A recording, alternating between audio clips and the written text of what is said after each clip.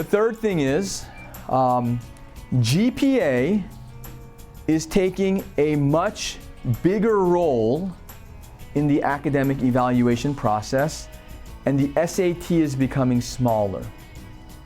Okay?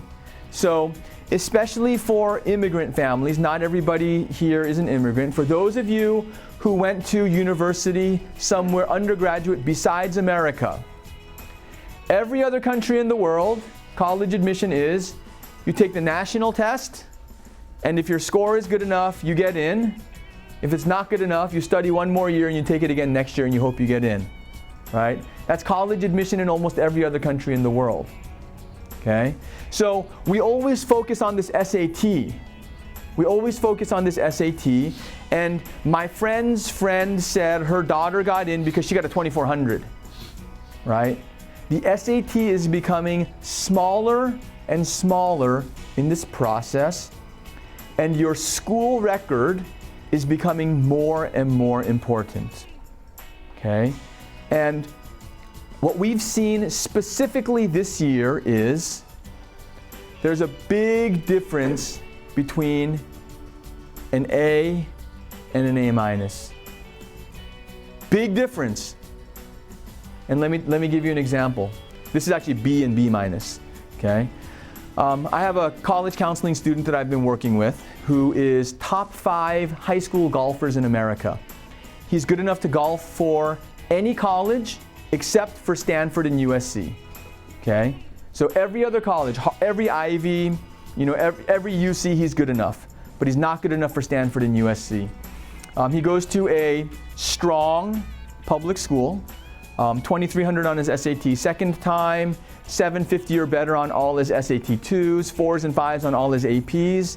And in 11th grade, second semester, he got 3 A's and 3 B's. And that's what he told the Harvard golf coach, okay?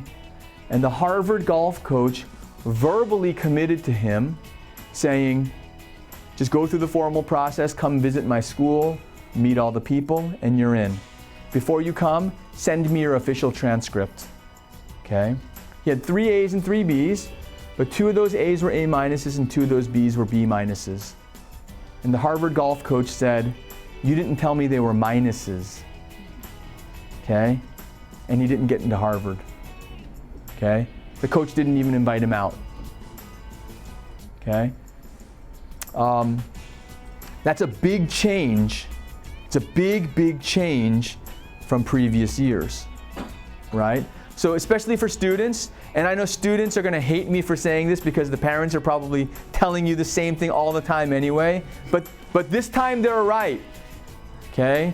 They're not right about the 2,300, but they are right about the A's and A minus or B and B minus. Because again, what's the story of a B minus? Barely avoided a C, right? What's the story of an A minus? Barely avoided a B. That's the story. And for the first time, I mean, and we've seen it from some schools in the past, here and there, but across the board, the minuses are a big deal this year. Okay, big deal this year. So if you got a couple of A minuses first semester, the moral of the story is work hard and make them solid, at least one of them, a solid A second semester, because it shows the upward trend in that subject. Okay? Second semester is almost always harder than first semester. Show the upward trend in between semesters. Okay? And so, and the SAT score really is becoming less important. I'm not talking about some miracle case. Okay?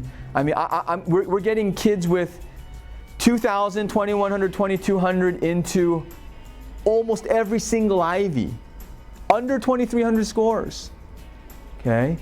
But their academic records, the transcript is very strong, okay? And that's where we're really seeing a more aggressive shift away from the SAT toward the GPA. And I'm the SAT prep guy telling you this. Okay, I'm being serious. I'm the SAT prep guy telling you this, and so you know that it's true. But this is a big thing to remember, because they're no longer just looking at the letter, but they're looking at the minuses and pluses as well. So in the same regard, there's even, I would say there's even a bigger difference between a B minus and a B plus. The difference between an A minus and a B plus, okay, for one class,